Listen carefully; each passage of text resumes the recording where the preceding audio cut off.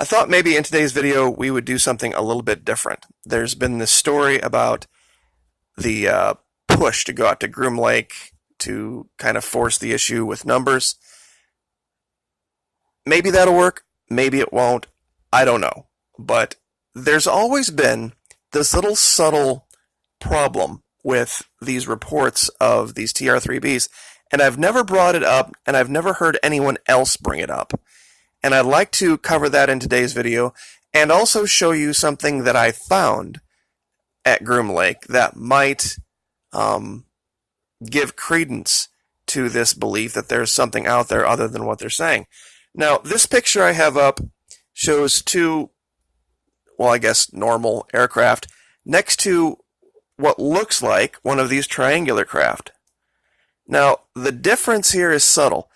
Instead of a perfect triangle, the two leading edges come down to a very small turn, and then they intersect the bottom, the base of it, at 90-degree angles instead of 60-degree angles. This is kind of a better image of it here. I don't know if you can see it up here in the upper left, how it doesn't come down to a perfect point. See the one here on the left? See how the wing isn't a perfect point like the nose? Well, the nose here isn't a perfect point either. But here on the right, we see this image that they found from Google Earth where it's a perfect triangle. Let's see if here's a much better image of that. That these TR3Bs technically aren't triangles because they don't come to perfect points. They're generally speaking triangles, but both images have been put out as authentic. And clearly we're looking at two very, very, very different craft. I think what we're looking at is probably the ones that are perfectly triangular are authentic, and the ones that are like this are probably reverse engineered by our government, and that would be a way to tell those apart. So I've never seen anybody say, hey, what's the deal with this hiccup? Why do some of these have cut off edges? Why do some of them show up as perfect 60 degree, 60 degree, 60 degree equilateral triangles, and some of them have either rounded edges or they have these, I guess, cutoffs, for lack of a better term here. It's odd, because you would think if it was a technology that an advanced race had mastered, that they would have a design that worked and they would stick with that design. I mean, when we create, for example, an Arleigh Burke class destroyer, looks, all of them look identical. Couldn't tell one from the other. I mean, they might have some small differences, but this would be a major design change. So, anyway, that's something I thought I would like to discuss with my audience, but also at Google Earth Pro. Now, this is the Groom Lake facility, and I could talk for an hour about how different the mountain structures are down here versus Antarctica, or I should say up here, I guess, versus Antarctica. But most of the people that go to Groom Lake or go to Area 51, they try to look right at the barracks. They look right at the hangars to see if they can catch the edge of something or see if they can catch something in flight.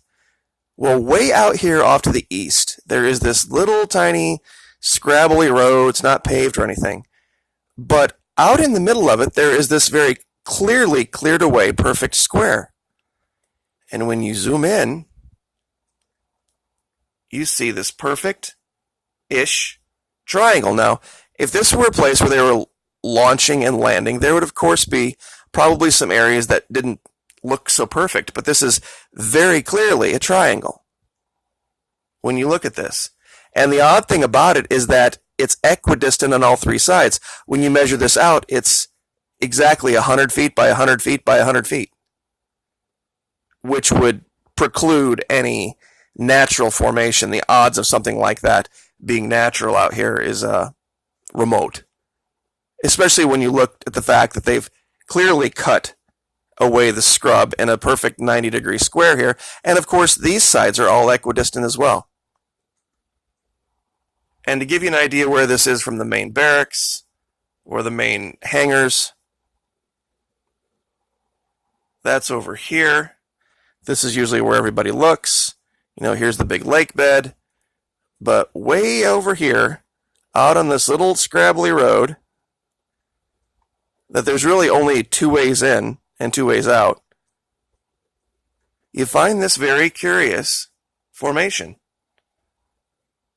And given everything that we've seen out there, I don't really know how you could mistake this for anything else. And this goes back, if you go into the historical imagery, let's see if we can click that up here real quick. So this is 2019. And as you go back, it doesn't really change much, which tells you that, this has been going on for a while out there. But it does disappear. I believe in, and here's the technique that a lot of people don't know how to use. So we're looking at it down at about 60 degrees. So when you tilt angle up on the camera like this, all of a sudden, and it's kind of hard to show this at the same time. Okay, so do you guys see this little upper left here, this time slider?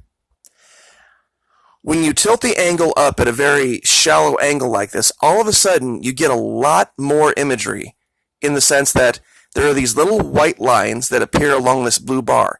Each of these white lines represents a different image. So you all of a sudden get way more options going way back farther in time. So if I click all the way back to, say, 1984, as you can see, it's gone. Wasn't there in 84, 85. And there it is at the bottom of the screen. This is sometimes the things they miss. I know a lot of people think, well, they didn't want you to see it. You wouldn't see it because, Google Earth, the amount of imagery that they have historically with all of the different angles, if they're using military folks to try to scrub this, you get into groupthink. And you get into this idea that, well, if the guy before me didn't scrub it, why should I? Type of thinking. And so it might just, have been left. And like I said, when you zoom out here, it might not be something that you would even think about. I mean, I've got a giant pin on it so you can see it now. But, it's just one of those things that got left. And with everybody, and the UFO community suffers from this too.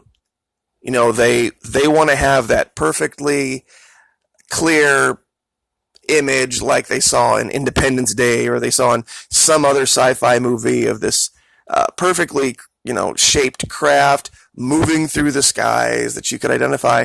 And sometimes they don't go look for the other evidence, the more boring stuff that really is the kind of evidence that you need to build the case. To say, yes, here's a picture of it in the sky, but here's evidence of where it landed, and here's evidence of where it took off, and here's evidence of our knowledge of it, because here's a little scrabbly dirt road that leads out to a giant square, cleared away path where there's just this burnt away area in the shape of a triangle in the middle of it. This isn't going to make any Star Wars films, but I think it's as good as evidence of anything. And I haven't seen any videos on YouTube talking about this particular site. And I'll throw the location down in the description. It seems that YouTube doesn't have a problem with me advertising Google Earth Pro. Imagine that.